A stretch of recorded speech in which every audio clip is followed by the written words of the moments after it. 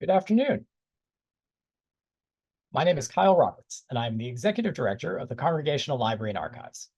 Welcome to today's virtual program, Cotton Mather and the Salem Witch Trials, Separating Fact from Fiction, a virtual roundtable with Marilynne Roach, Rachel Christ-Doane, and Tricia Peone. For those of you who are regular watchers of our programs, you'll realize that this is kind of unusual. We're doing a program in the middle of the summer. We usually take the summer off, but this was such a great topic, and we had the opportunity to have such great speakers come together that we figured we'd give it a try. And as it turns out, there's about 400 of you who've signed up to see this program. So thank you all for being here today. To begin, I want to acknowledge that the Congregational Library and Archives resides in what is now known as Boston, which is in the place of the Blue Hills, the homeland of the Massachusetts people, whose relationships and connections with the land continue to this day and into the future. For those of you joining us for the first time, the Congregational Library and Archives is an independent research library. Established in 1853, CLA's mission is to foster a deeper understanding of the spiritual, intellectual, civic, and cultural dimensions of the congregational story and its ongoing relevance in the 21st century. We do this through free access to our research library of 225,000 books, pamphlets, periodicals, and manuscripts, and our digital archive, which has more than 140,000 images, many drawn from our New England's Hidden Histories project. Throughout the year, we offer educational programs and research fellowships for students, scholars, churches, and anyone interested in congregationalism influence on the American story. Please do check out our website, congregationallibrary.org, to learn more about what we do and for news of forthcoming events. New England's Hidden Histories, which this program is brought to you today as part of this series, is a digital project of the Congregational Library and Archives. It digitizes and provides access to early New England Congregational Church records. The project comprises an online collection of manuscript Congregational Church records from approximately 1620 to 1850. In this wonderful collection, you'll find letters and sermons, diaries, conversion narratives, church disciplinary records, account books, baptisms, membership lists, marriages and deaths, as well as you'll see today, testimony from the Salem Witch Trials. So far, over 140,000 pages of material have been digitized, and nearly 20,000, or maybe closer to 25,000 pages have been transcribed. The CLA has also a large collection related to the Mathers. The CLA created and recently revised a research guide and bibliography, which you can explore on our website. Now, I'm going to introduce our speakers in the order in which they're going to appear. So first up, I'll turn it over to Tricia Peone, Project Director of New England's Hidden Histories at the Congregational Library and Archives. She's previously worked at Historic New England, where she was a research scholar for Recovering New England's Voices project. She has also previously worked as a university lecturer, teaching classes on Salem witch trials, early New England, and public history, and as a researcher for cultural heritage organizations. Her research focuses on early modern magic and witchcraft, and her work on this subject has appeared in journals, books, blogs, and on radio and television. She holds a PhD in history from the University of New Hampshire, with a specialization in the early modern Atlantic world and the history of science. Our second speaker is Rachel Christ-Doane. She is the Director of Education at the Salem Witch Museum. She holds a BA in history from Clark University and an MA in history museum studies from Tufts University. As Director of Education, she trains museum docents, works with students and teachers, creates educational programming, oversees exhibit curation, and engages in a range of research. Her recent publications include the Salem Witch Trials Memorial, Finding Humanity in Tragedy, published by Smithsonian Folklife in 2022, and The Untold Story of Dorothy Good, Salem's Youngest Accused Witch, published by American Ancestors in 2023. And our final speaker is Marilynne Roach, who is a writer, researcher, illustrator, and lecturer who has so far written 9 books on topics ranging from Thoreau at Walden to the Salem witchcraft trials. She was an associate editor on the definitive Records of the Salem Witch Hunt and a member of the Gallows Hill Project that proved the correct location of the 1692 hangings. this discovery was actually so important that it was included in Archaeology Magazine's list of the world's 10 most important discoveries of 2016. Roach's The Salem Witch Trials, a day-by-day chronicle of a community under siege, is considered the Bible of the Salem Witch Trials scholarship. So I think you will agree that you're not only going to have a fantastic set of presentations today, but you're going to have a great list of books to pick up after this event and to read throughout the remainder of the summer. So let me welcome Tricia Peone up, who's going to give you a little kind of orientation. Then we'll have Rachel and Marilynne, and then Tricia will come up again at the end. So. Thank you. Thanks, Kyle. Good afternoon, everyone. Thanks for joining us today. I'm thrilled that you're all here to hear about Cotton Mather and the Salem Witch Trials.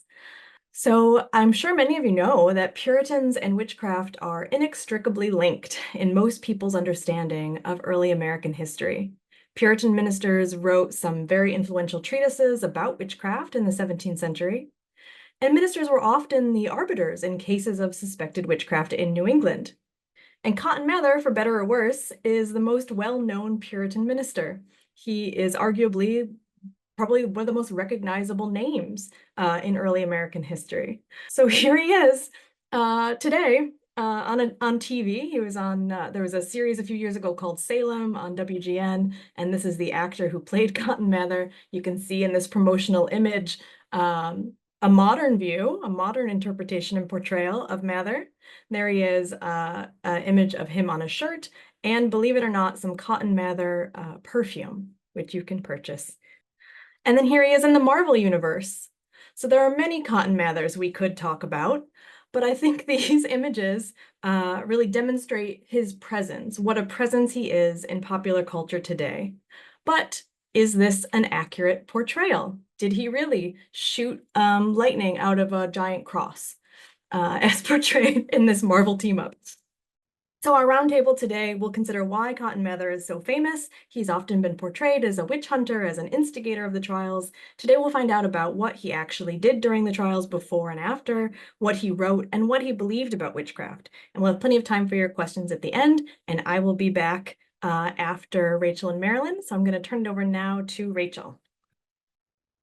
So excited to be here to be part of this event. I hope that it's all right for me to confess that as we were preparing for this presentation, we came to find that Tricia, Marilynne, and I all own this copy of Spider-Man with Cotton Mather portrayed in this kind of very interesting fictionalized way. We are going to start our talk today a couple years before the Salem Witch Trials with a very important case that gives us some essential context as we talk about Mather's involvement in 1692. Now, in 1689, Reverend Cotton Mather finished his first notable book-length publication, which is entitled Memorable Providences Relating to Witchcrafts and Possessions. So in this work, he described the bewitchment of the Goodwin children of Boston and the subsequent witch trial of an Irish Catholic widow known only as Goodwife Glover. This was an important and very influential moment for the young minister, who at 25 years old had the opportunity to witness a bewitchment case firsthand, confirming many of the fears he held about the looming threats of the invisible world and powers of the devil. So the events that led to Mather's influential work began in the summer of 1688, when a mysterious illness erupted in the home of Boston Mason John Goodwin. His 13-year-old daughter, Martha, was taken with violent fits after a confrontation with the family's washerwoman about a suspected theft. Now, during this argument, the laundress's mother had evidently stepped in and, quote unquote, bestowed very bad language on the adolescent in defense of her daughter. This mother, Goody Glover, is described as an ignorant, scandalous old woman in the neighborhood. Now, according to Mather's account, her, quote, miserable husband before he died had sometimes complained of her that she was undoubtedly a witch, and that whenever his head was laid, she would quickly arrive onto the punishment due to such a one, unquote. Now, all that's known of this woman beyond this description is that she was poor, she's Irish, she's Catholic, and she primarily spoke Gaelic. Now, we don't know her first name. We don't really have any other description of her beyond this. Now, this exchange evidently triggered a violent physical response from Martha Goodwin. It was understood that her fits were not the result of epilepsy or catalepsy, which were both known conditions at the time. This was something else. It was something dangerous, something unnatural. Now, over the next several weeks, 4 of the 6 Goodwin children also began to show signs of this illness. A doctor is soon called in, and he declared their behavior to be caused by a hellish witchcraft. Now, this was a reasonable yet very alarming diagnosis for the time. We should remember, in 17th century New England, a witch was believed to be an ordinary person who had done the worst thing imaginable. They had forsaken God and covenanted with the devil. They would use harmful magic known as maleficium, and they would use this to cause all manner of hardships and misfortunes. This was a deadly serious crime, a capital offense. And though suspicions of witchcraft were very common in colonial New England, we should remember Massachusetts courts were typically quite hesitant to issue convictions. Omitting the Salem witch trials, only 16 trials are known to have resulted in conviction in colonial New England. Now, typically, we should remember magistrates and ministers were an important stopgap, preventing the ever-present fears and suspicions of the populace from escalating into full-blown witch hunts. Now, the sickness, or as it was called, affliction, was disturbing to the many witnesses who gathered to observe the bewitched Goodwin children. In his work, Memorable Providences, Mather gives us a detailed description of their behavior, claiming sometimes they would be deaf, sometimes dumb, and sometimes blind, and often all of this at once. Their bodies contorted in unnatural positions. They screamed, making piteous outcries that they were cut with knives and struck with blows that they could not bear. Their heads would be twisted almost around, very extreme scenes. And though their tortures persisted throughout the day, they would actually lessen at about 9 or 10 o'clock each night, which allowed the children to eat and sleep peacefully.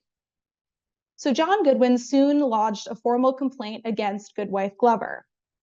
As a social outsider in nearly every way, and one who had had a vitriolic exchange with the first afflicted youth, she was what we would consider to be a natural target. Now, we should remember both men and women, young and old, poor and affluent, could be accused. Women who pushed against social boundaries or made others feel uneasy or uncomfortable were particularly vulnerable when suspicions of witchcraft arose. Goodwife Glover is promptly arrested after the accusation is lodged. Though she appears to have at least understood English, she spoke only Gaelic and communicated through the aid of an interpreter once she was incarcerated. Evidently, she gave unsatisfactory answers when asked if she believed in God and was unable to recite the Lord's Prayer. Even more damning, small rags stuffed with goat's hair and other ingredients were found in her house when it was searched. These were thought to be poppets, a form of malevolent magic. Speaking through her interpreter, Glover acknowledged she had used the rags to hurt the children from afar. In one scene, with a kind of fascinating resemblance to the Salem courtrooms just a few years later, the afflicted children were present when Goodwife Glover was handed these rags. And as soon as they were within her grasp, one of the children was reported to be overcome with violent convulsions in a very dramatic scene. The magistrates called for that experiment to be repeated, and they found that it produced the same results over and over again. Now, according to Mather, it was long before she could, with any direct answers, plead to her indictment. And when she did plead, it was with confession rather than denial of her guilt. Now, a confession was the clearest evidence that could be produced during a witchcraft trial. It was the strongest path to a conviction.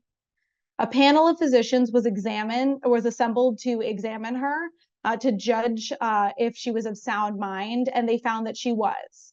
And as a result, Goodwife Glover is found guilty of practicing witchcraft and sentenced to death by hanging. This was the first fatal witchcraft trial in Massachusetts Bay Colony in decades. Now, Cotton Mather questioned the condemned woman on 2 occasions after her execution, again speaking through the medium of an interpreter. According to Mather, she never denied her confession, but she was loath to offer further elaboration. She eventually admitted to attending meetings with the devil and 4 other witches, but as he continued to press her, she paused for a long time before saying they would not give her leave to answer. And when he demanded to know who they were, She said they were her spirits or her saints. In his account, Mather acknowledges the Irish word could be interpreted with either meaning. Their interview concluded with the minister praying with the condemned woman. On her way to the gallows, Goodwife Glover allegedly said, "The children should not be relieved by her death, for others had a hand in it as well as she." This foreboding prediction would prove to be correct, as the children's torment continued after the execution. They made animal noises, barking like dogs and purring like cats. They pretended to fly through the room, flapping their arms like wings. They complained they were struck by invisible forces, showing red marks on their bodies.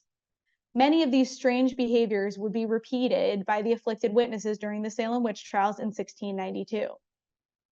Now, eventually, one of the boys claimed to see the apparition of 3 or 4 persons, though he could only identify one of the phantom figures. Some believed the devil could produce spectral representations of a witch. These apparitions could travel great distances, pinching, pricking, biting, and threatening, and were invisible to all but their unwitting victims.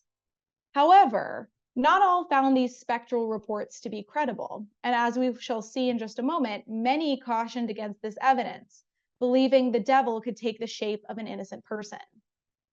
Now, according to Mather, when the Goodman boy struck at this apparition, credible reports confirmed a similar wound appeared on a quote-unquote obnoxious woman in town. However, in an essential contrast to the events of 1692, Mather did not give her name, explaining, "I will not expose her, lest we wrong the reputation of the innocent by stories not enough inquired into."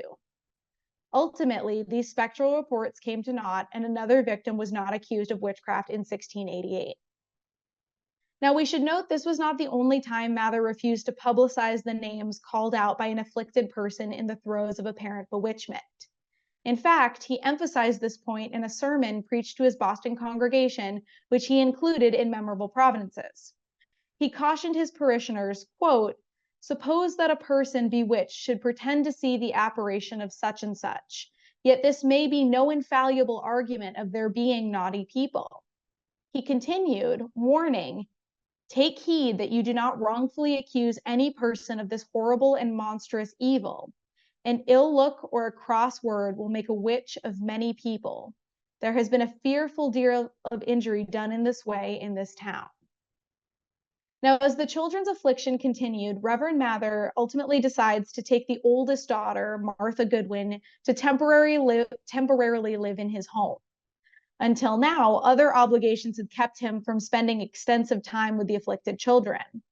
So this was his opportunity to observe the behavior firsthand and assess the efficacy of ardent prayer. Though Martha recovered for a time once taken into the minister's home, her illness soon returned and her behavior grew wilder still. Now, the stories of her time in the Mather house paint a striking picture of her dramatic behavior. She choked on a ball as big as a small egg that was lodged inside her windpipe. She claimed to have been brought an invisible horse by demonic spirits, and she rode about the room on this alleged horse. She appeared to be bound by an invisible chain, which dragged her from the seat towards the fireplace. All the while, Mather sought to help the child, both as a concerned minister and as a scientist. He noted that he might easily, quote, "be too bold and go too far," but felt this was an opportunity to learn more about the devil's powers.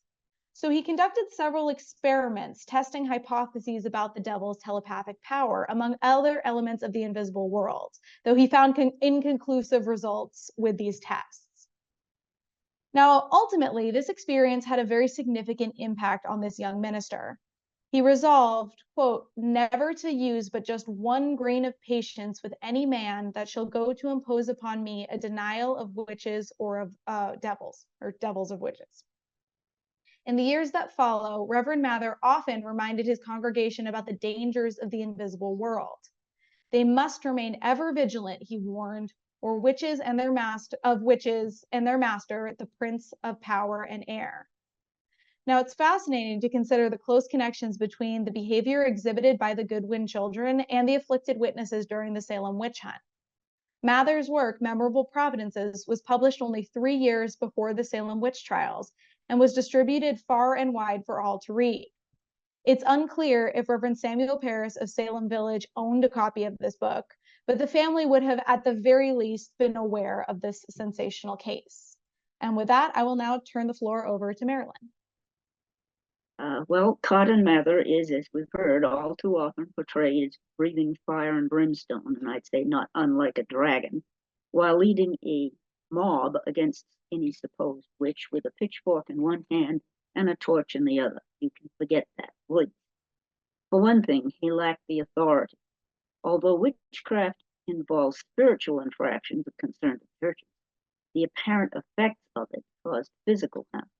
Therefore, witchcraft was a felony tried by civil courts.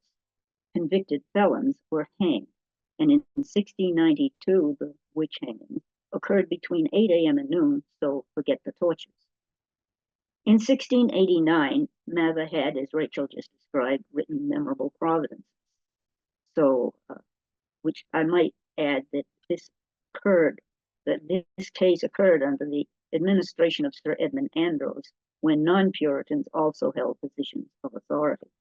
And Mather and his wife Abigail had cared for the eldest Goodwin daughter, and in the course of the whole trial and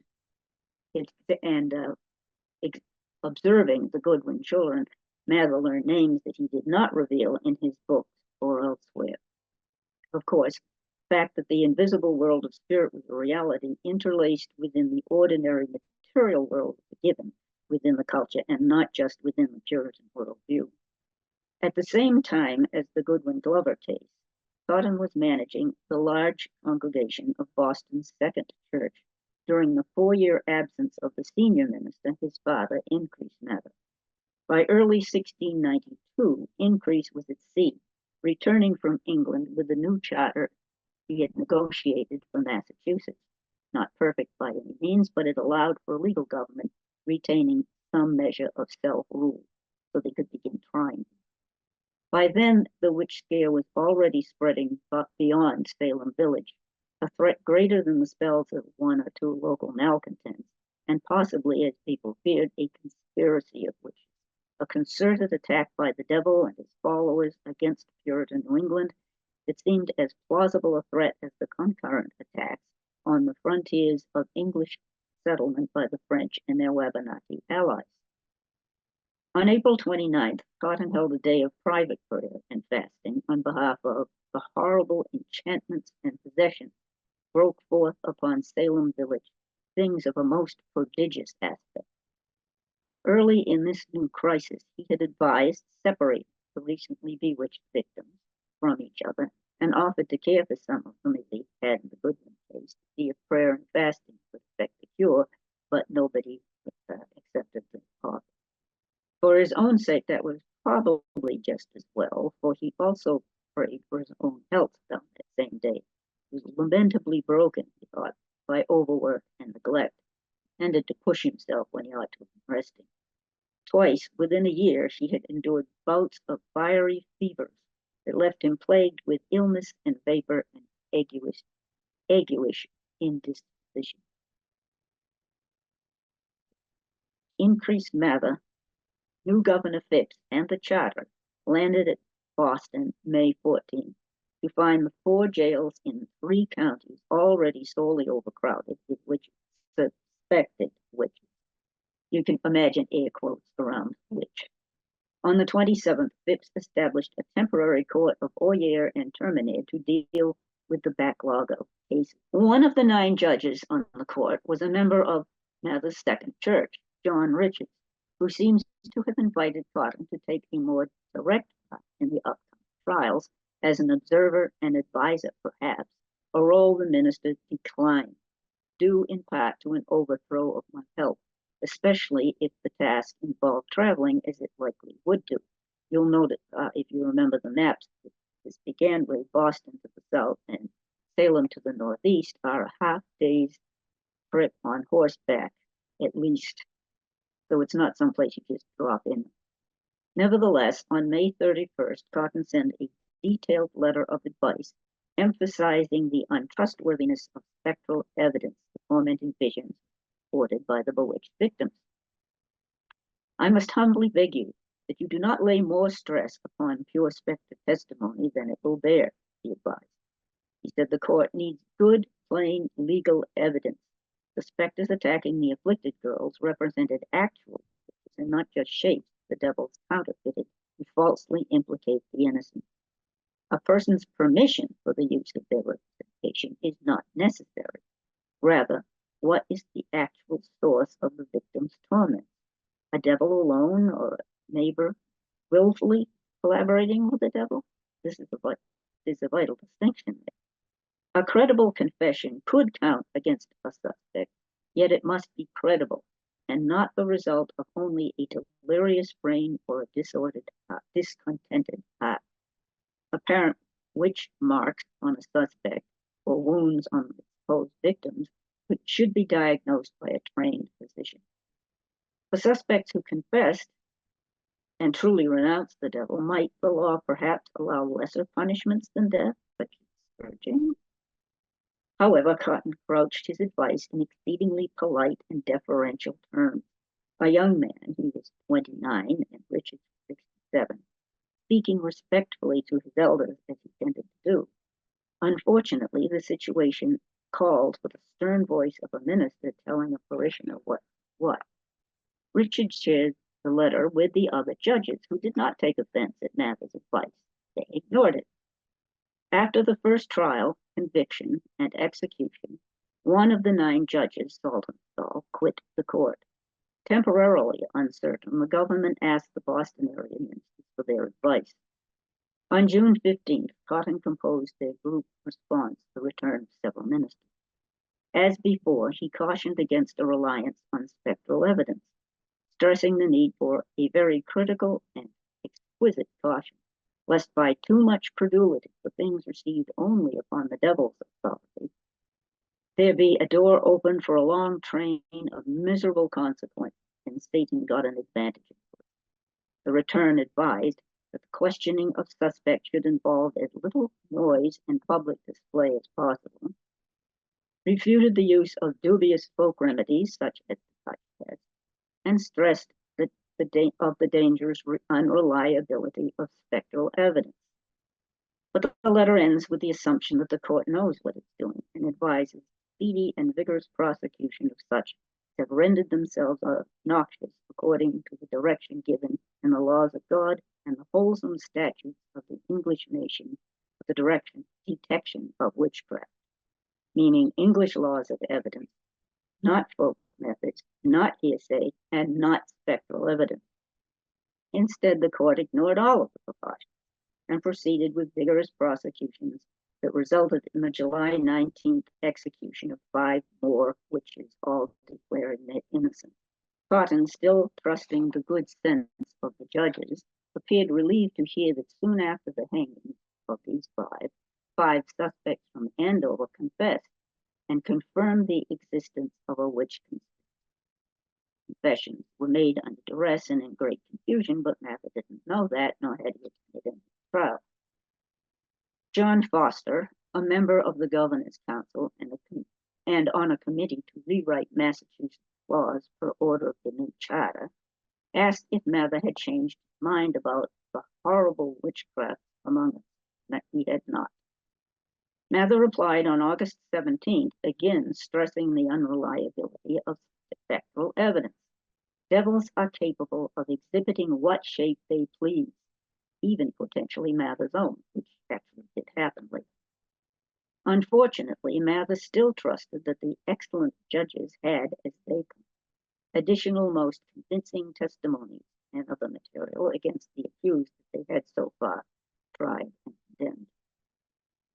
Nevertheless, in case of judicial doubt, Clark queried, might the courts apply reprieves or offer bail or, in worst case, exile?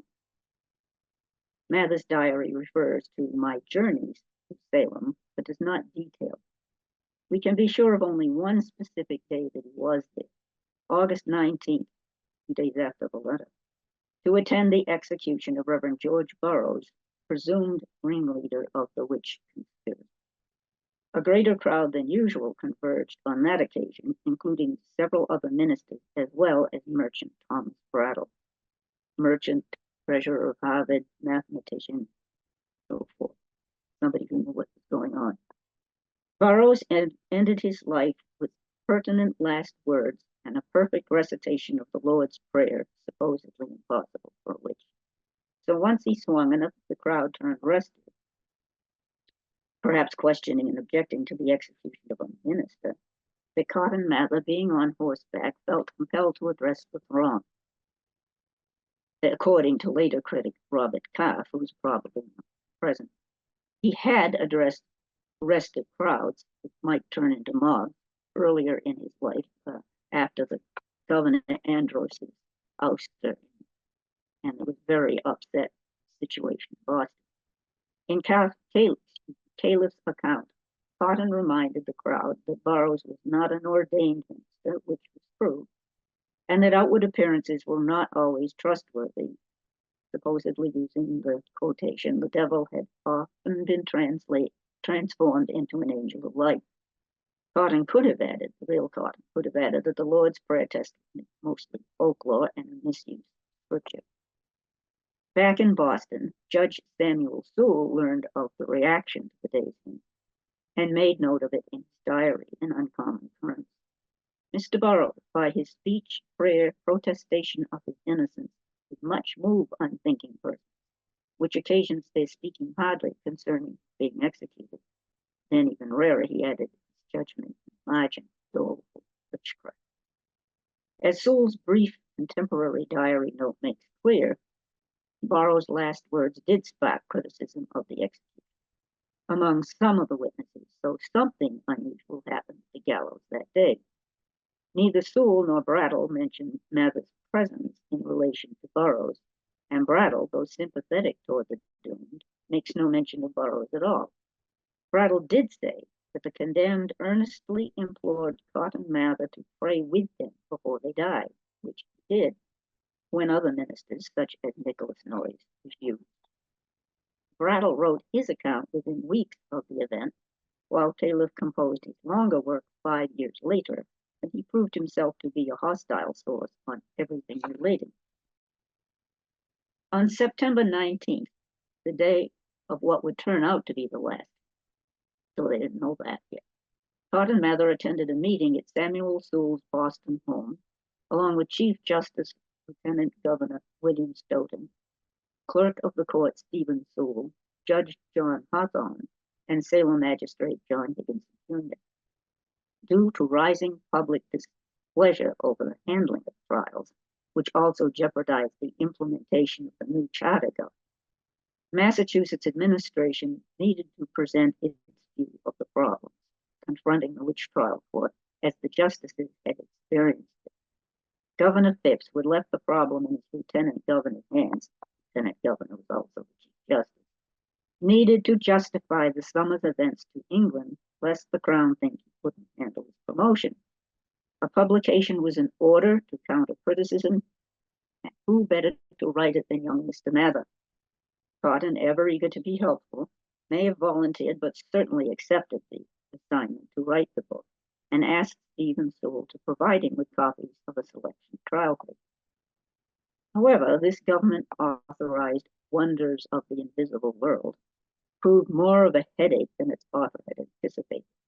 While copies of the trial papers were slow to arrive, Mather assembled a patchwork of relevant past sermons and essays manuscript, including warnings against spectral evidence. He evidently rushed finished sections to the printer as soon as he completed them, while he waited and waited for the source materials to arrive from Salem, which is not a good way to compose a coherent work. He finally received copies of testimonies from 5 cases, likely chosen by the court, with material defending the accused, like Elizabeth Howe, omitted. Cotton readily accepted the guilt of the 5. His book appeared at the same time as Increased Mather's Cases of Conscience. Both volumes assumed the presence of an actual diabolical threat. Both warned against the use of spectral evidence, while accepting the judge's assurances that they had used other evidence. Both assumed that at least some of the condemned were indeed guilty, and both felt the justices were decent, conscientious men.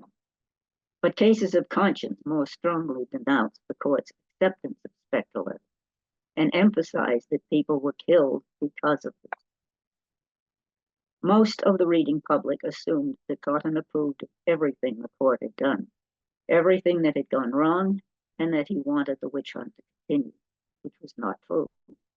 But it was the impression the book presented, and he had written. As matters transpired, the only person to whom the chaotic book was a real danger was the author, Cotton Mather. After the January 14, 1697 public fast apologizing for the 1692 debacle, Cotton was troubled by thoughts that divine displeasure overtake my family for my not appearing with vigor enough to stop the proceedings of the judges when the inextricable storm from the invisible world assaulted the country. He, and one may charitably assume the judges also, had good intentions in 1692. Nevertheless, we should remember that the road to hell is paved with good intentions. Thank you, Marilynne, and thank you, Rachel. So we've heard about before and during the Salem witch trials. What happened to Cotton Mather and his reputation after the trials? Well, he certainly continued to discuss witchcraft. In his Magnalia Christi Americana, published in 1702, Mather characterized the trouble at Salem as, quote, a prodigious possession of devils, which it was then generally thought had been by witchcrafts introduced. So he argued in that treatise that God was punishing New Englanders for their wickedness, for using divination and other types of magic, for reading what he called wretched books, and so on. And his emphasis here is interesting. He interprets Salem as both witchcraft and possession. It's two of those things. It's a very important distinction. It's not one or the other. It was both. So not long after the trials, as Marilynne noted, he was attacked by Robert Califf. He was also attacked by British authors such as Francis Hutchinson, who was a Church of England minister, in his 1718 treatise, An Historical Essay Concerning Witchcraft. So Hutchinson attributed the Salem witch trials to the writings of Cotton and Increase Mather, as well as Richard Baxter. And he characterized their writings, like Memorable Provinces and Wonders of the Invisible World, as being, quote, frightful stories that filled the people's minds with great fears and dangerous notions. But Robert Califf's attacks on Mather were much more personal and more public. Califf argued that belief in the powers of the devil and of witches was, quote, pagan and popish. So he's basically calling Mather a pagan and a Catholic who's imagining that the devil is as powerful as a god.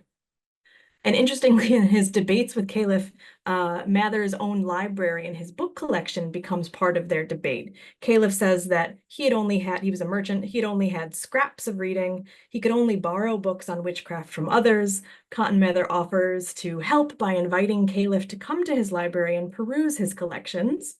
Califf demurs, and he wrote back quite a zinger. He says he already had the only book that he needed, the Bible. Mather then one-ups him a little bit and sends a copy of Richard Baxter's Certainty of the World of Spirits in an attempt to convince Califf of his error and that he had underestimated the powers of the invisible world. Now, after Salem, Mather still really wants to make a name for himself, not just in the colonies, but in London and in Europe. He referred to America as an infant country entirely destitute of philosophers. So he continues to write letters between 1712 and 1724. He writes dozens of letters to members of the Royal Society in London, which are collectively referred to as his Curiosa Americana. He writes them on diverse topics, but a lot of them are about wonders and curiosities and the invisible world. There's ghost stories, there's sea serpents, monstrous births. He talks about dreams and the power of dreams and apparitions. And he based these letters on his personal observations, as well as information from reliable correspondence that he had across New England. He was nominated for fellowship in the Royal Society in 1713, and excerpts of these letters were printed in the Society's Philosophical Transactions.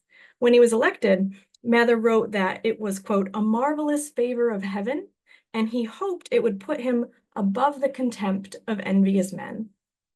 It did not. So in the aftermath of a smallpox epidemic in Boston in the early 1720s, Mather was experimenting successfully with inoculation based on knowledge of West African medicine from Onesimus, a man he enslaved who had been purchased by his congregation for him. And so during this inoculation crisis, Mather gains notoriety once again. The practice was so controversial that someone tried to kill Mather by throwing explosives into his home. His credibility, his reputation were attacked again, and he himself drew parallels again to the way his reputation was attacked during the witch trials. In fact, a Boston apothecary wrote a letter to the Royal Society insulting Mather and questioning whether or not he had ever really been elected a fellow. In a letter to Hans Sloane, Cotton Mather disparaged everyone who was opposing him.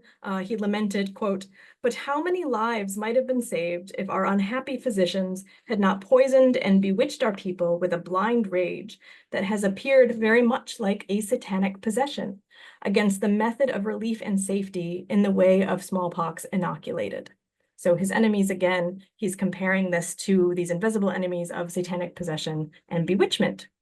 Spectral evidence continued to trouble him for decades after the Salem witch trials. He still wrote about it. In a letter in 1712, he said that to a doctor, to a physician in England, he wrote that he still was unaware of any infallible rules to determine whether a specter that could appear in the shape of an innocent person, if it needed the devil's permission, or, he said there was never really a way. He had still not found a way decades later to determine whether or not you could always or ever really be sure what a specter was representing. So I think if we truly want to understand his worldview and the beliefs of many of his contemporaries, we have to be more uncomfortable with uncertainty and ambiguity. Some of his views we don't recognize today as logical or true, but he was an investigator, an experimenter, a collector, and an absorber of knowledge. In his words, quote, "The improvement of knowledge in the works of nature is a thing whereby God and his Christ is glorified." So even though what we've talked about here today, we're saying that Cotton Mather certainly didn't single-handedly cause the Salem witch trials in the way that he's often been presented in the media and in film and in literature, right? If you removed him completely from the scene, the trial still would have happened. So even though he's not exactly the villain of the story, that does not make the trials any less of a tragedy. Often people prefer to have kind of a simple explanation for Salem with heroes and villains, but it's not that easy. And hopefully we've given you some new things to consider. If you want to learn more, we have a lot of materials here at the CLA. These are some of our Mather shelves. These are writings by Cotton Mather and Increase Mather mostly. So as many of you know, the Congregational Library, we have a very strong connection to the Mathers. It's the National Library for Congregationalism. We're part of his legacy. Our collections include Cotton Mather's works, Increase Mather's works, other family members, and through our New England Hidden Histories project, we have a lot of other Mather materials that have been digitized and published online through partnerships with institutions that also hold Mather materials, such as the American Antiquarian Society and the Massachusetts Historical Society. You can see the image on the left is a page from one of Cotton Mather's diaries, which we hold at the CLA, and the image on the right is one of his sermons. So those are some of the notes he prepared for a sermon he gave in December of 1692. And that's held by the American Antiquarian Society.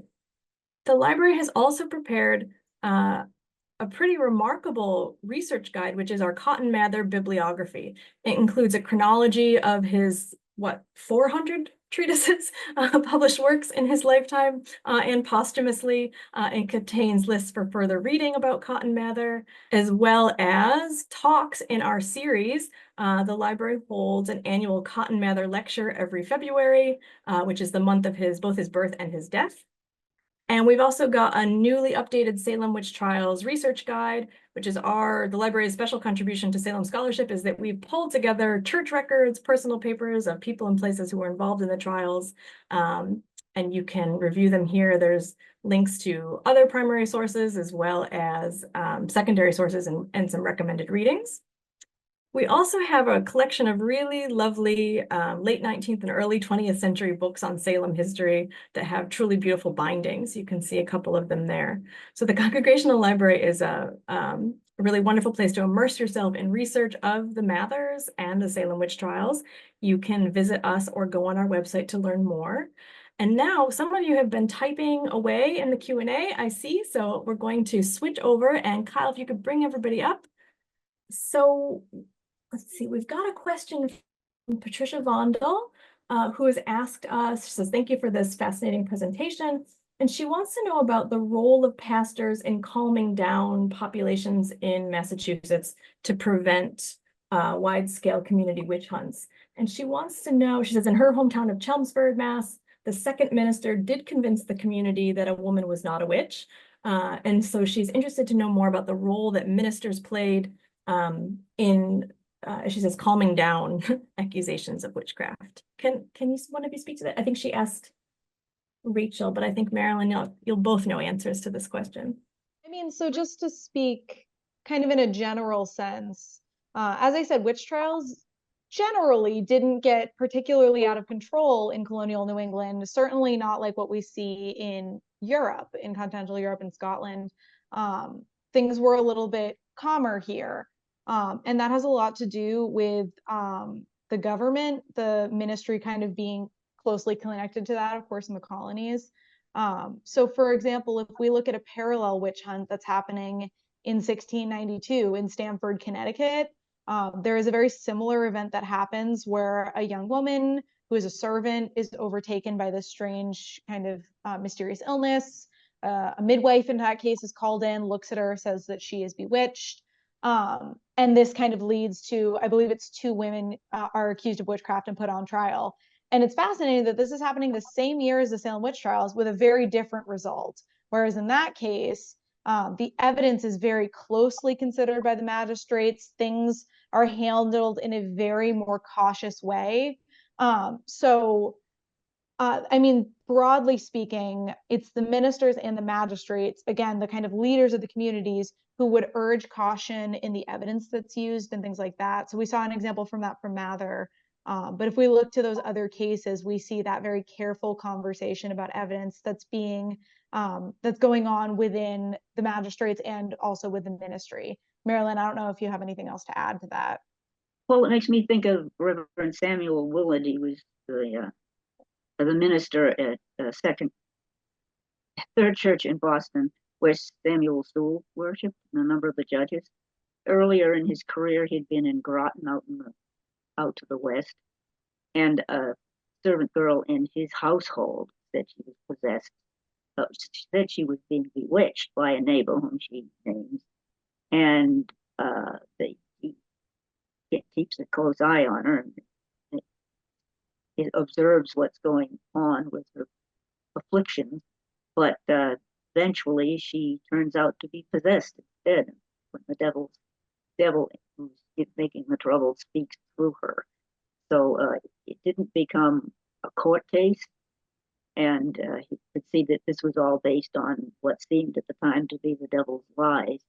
But he was I would say, more of a calming voice in Boston in '92. He and his son, apparently, son definitely helped some of the prisoners escape. Got into trouble for that, but then they kind of overlooked it. The fact that he'd helped somebody break out of jail. That is the son. But yes, he was helpful enough so that his specter, Samuel Willard, was reported. But there was enough doubt among the magistrates listening to that testimony that the afflicted or the possessed devils could not make his image actually hurt the people. It just stood there. So he escaped that rather narrowly, but yes, ministers were generally a calming voice. There's another, if I could add another case much later in New Hampshire in the 1790s, where a woman is accusing people. She seems to be afflicted or possessed potentially, and she's accusing people of witchcraft, and people in the town are coming to her and asking her to name name who is afflicting her. And the minister, Reverend Church, he writes a petition, and he has several other men of importance in the town sign it, and they say, let's use caution.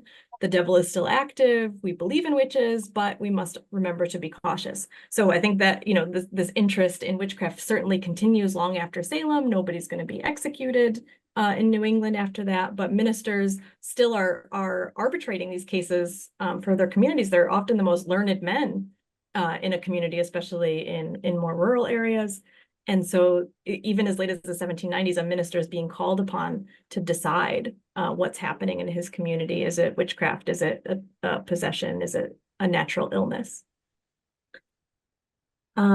So we've got a lot of really great questions in the chat, and we'll see if we can get to some more, because there's some questions in here about some of the common misconceptions of the Salem witch trials. And there's a question here from Yvonne Jocks, who asks, she says, there don't seem to be as many records and transcripts from the Oyer and Terminer trials in Salem town as from the earlier examinations in the village. She says, is this just my imagination, or have some records been lost? Yes. Whatever the record book was for the Oyer and Terminer court is missing. It was around for a while because the legislature, when they were being petitioned to reconsider cases and clear people, which they did, they obviously were consulting the Oyer and Terminer records, but at some point, gone. It could be, well, the usual explanation is that descendants wanted to hide the fact and everything so on, but I think it could very well have been missing during the Revolutionary War, if not walked off with by, say, a British officer, the way Bradford Plymouth plantation suddenly turned up in England, or burnt in the Stamp Act riots, because Thomas Hutchinson, who wrote History of Massachusetts, it includes a good bunch of material on witch trials, some of which he's quoting from documents that no longer exist. He had some of the actual records in his house, and the house got demolished by a mob. So I hope it turns up somewhere. It would be, you never know. We might find material someday. One of the questions is a question I think people who write about Salem witch trials hear a lot. It's a persistent question, so I'm going to ask it. What happened to the theory years back that the possessed people had been infected by a spoiled crop of grain, also known as the ergot theory and ergotism? Will one of you take that one? Rachel, you want that one? Sure. Yeah, so this is just a persistent theory we can't seem to shake loose. I will say that we actually have a whole blog about this on our website if anybody's interested in kind of a more detailed breakdown. The short of it is, this was a theory that was proposed by one researcher in the 70s. She was an undergraduate student at the time, wrote an article that was published in Science magazine speculating that convulsive ergotism is what caused the behavior of the afflicted. So for those who don't know, ergot is this fungus that grows on rye or wheat. If you ingest it, you will become very sick, and you will also experience symptoms that in some ways align with what we see from the afflicted witnesses: spasms, to a degree hallucinations, rigidity, things like that. So she's speculating that maybe this is what's causing the afflicted behavior. Very immediately, there's a response from the historians of the Salem witch trials that this doesn't make sense if we look at the actual evidence of the Salem witch trials. To just name a couple of elements here, this is impacting your grain source, right? So everybody in the house would have been eating from that same source. So why are just one or two people coming down with an affliction in a house with other people? And why is the affliction hopping large geographic distances, right? So the largest number of people accused of witchcraft was actually in Andover, which is about 20 miles away from Salem. And you see the affliction kind of spring up there with no like chain, you know. So if it was this kind of true medical explanation, we would be able to see it more definitively. And there are other elements that help us kind of debunk this theory. And I will say Margot Burns, who is a wonderful historian who worked on the records of the Salem witch hunt with Marilynne, She has a whole lecture on the ergot theory as well that is very much well worth a watch. She talks about how ergot, the ergot alkaloid, is what LSD is derived from, the drug LSD. So essentially, when this theory was proposed, there was this kind of splashy news that kind of hit the AP and went, for lack of a better term, viral, that LSD causes the Salem witch trials, girls tripping, things like that. And that's just such a splashy headline that it spread like there was no tomorrow. And to this very day, it's still running rampant through pop culture. So a really good way to test if literature or what any sort of pop culture interpretation of the Salem witch trials has done any amount of research is to see how they present the ergot theory. If they are presenting it as a possibility, you know that that researcher hasn't done enough, hasn't really looked enough into the scholarship. So, and again, there's a lot more to that. So definitely check out those resources. Thank you. Yeah, I think it's unfortunate because I think PBS, there was like an American Experience episode on the Salem witch trials, and they unfortunately gave some airtime to that theory. I think they brought it back. So that was Can't get rid of it. So I've got a question. You know what? And I'm sorry we didn't do this, but could we give a brief definition of spectral evidence? It's hard to give a brief definition, but can we?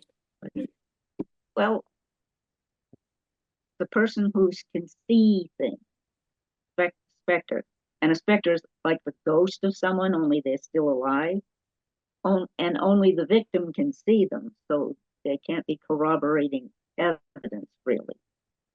Besides the fact that you can't really tell if it's their actual specter or just a fakery because of the devil. But if it's just a vision, the source cannot be verified, so it really shouldn't be used as evidence. Can you add anything more to that? I think in Cotton Mather differentiated too. He said sometimes like the ghosts of a murdered victim could appear along with a specter, but the part of the difficulty too is that they were just never sure, is the specter appearing because the witch has this power to send out her spirit to appear and attack people, or is this specter, this vision, appearing because the devil is using the spirits that he has as the prince of the air and his power over the invisible world to make a specter appear that is not connected to a person who's been accused. It's a tricky one, and it's Very. Oh, this is an interesting question from TJ, who asks, can you talk about the relationship or dynamic between Cotton Mather and Reverend Samuel Parris during and after the trials? Did they discuss the trials that we know of or write to each other? I don't know of any letters between them. Of course, it's the geographic distance. Although Parris had lived in Boston before he went to Salem Village when he was being a merchant. And they didn't move up to Salem Village until sometime in the year that the Glover Goodwin case is going. But I don't know. I mean, they must have crossed paths at some point. I don't recall anything written down. We've got a question from Cotton Mather scholar Reiner Smolinski asking, what did people believe about how a witch can cause the afflicted to experience pain and hurt? How did the witch's alleged power work? I guess if someone was a real witch, allied with the devil, they at least are under the impression that the devil's given them powers to do things. But the more orthodox view, if I understand it correctly, was that the imps and minor devils are doing it and letting the witch think that they're in charge. Either way, they're culpable, but I think Mather wrote about, Mather read a lot of what, we would call scientific literature now, but was the literature of natural philosophy in his time. And I think he called it, and actually Reiner would know better than me, but he called it this plastic, like a plastic element, that kind of spirit matter. Plastic as in malleable. Exactly, yeah. And that within the invisible world, there was a way that the devil could sort of essentially bend matter and make out of nothing to cause, appearances or to cause harm. There's a lot of really interesting history of science literature on how these theories worked in the 17th century. So I think that's part of it too, that there's this sort of these invisible forces, essentially, that the witch was able to harness through the devil's aid to afflict people. But often, actually, in the trial accounts, they describe a lot of squeezing. That one of the accused witches would be squeezing their clothes or squeezing their hands. And when they did that, the afflicted in the courtroom or wherever they were holding the examinations would like that power was what was causing them harm, right? Is that? Yeah, it somehow connected the spirit world and the physical world so that stick pins in the doll and the victim feels it. Yeah. Somehow. And we should note that there's kind of a difference in the way that the populace is thinking about witchcraft and the way the ministry is thinking about it. Like there's kind of distinct differences, whereas Cotton Mather and the ministry are thinking about it in these kind of scientific terms. They're trying to really get into the powers of the devil, the power, the natural forces that are involved. The populace is thinking about it in terms of day-to-day like misfortunes that are happening to you, right? So that was their biggest concern, was not necessarily the covenant with the devil and the signing his book. They're more concerned with someone who's using a puppet, like in Glover's case, to hurt their child, or has caused their cattle to go sick, go mad, by doing X, Y, and Z. So there's kind of a popular folk understanding of using malevolent magic that certainly gets wrapped up in with the ministry's approach, and we see that being played out during the Salem witch trials, the kind of trying to mesh those two views together in the courtroom. We've had a question about, I don't think we mentioned Samuel Sewall, one of the magistrates, and his apology in front of his fellow members of his church, his congregation, his formal apology for his role in the trials. So we've had a question about that and whether Cotton Mather ever commented on that or ever did anything similar. I think his remark about feeling that maybe bad things would happen to his family too, and he makes that right around the same time, or maybe it was the same day. They would, of course, Mather would have been holding a service in the second church, Sewall's in the third church across town, but I'm sure that the news traveled that he had made the apology, and they knew each other. A footnote that I read somewhere thought that maybe that's what triggered his worry about it that evening, when he regretted that he hadn't done enough.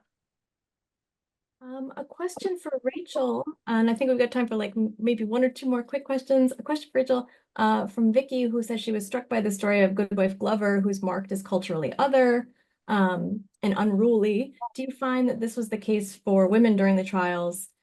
She notes that this was certainly the case for trials under King James and Matthew Hopkins. Relatedly, any good feminist reading of the witch trials that you would recommend? So if we're looking at broad trends in witch hunts, not just in Salem, but throughout the kind of early modern period, as I said, you do kind of see a trend towards the other being scapegoated, being accused of being a witch. So people who are pushing against social boundaries, who make others feel uncomfortable. So these can be women, frequently are women, not exclusively, of course, but women who kind of make people uncomfortable. They're argumentative. They're doing something socially taboo, like being poor.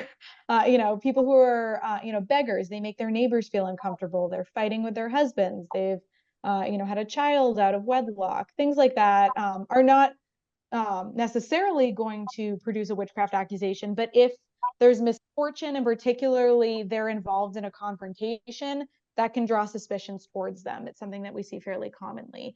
So we do see this during the Salem witch trials. Quite a few of the people who are accused kind of fit the profile. Bridget Bishop had been suspected of witchcraft, of course, very famously before the Salem witch trials. And she is an argumentative woman.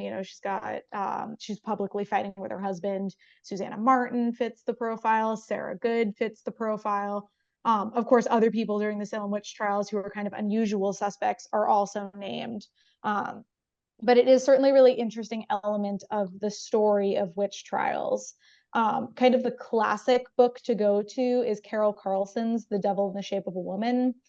She focuses on New England witch hunts, witch trials, and specifically the kind of gender element of them, why women are kind of targeted at a high rate during those trials.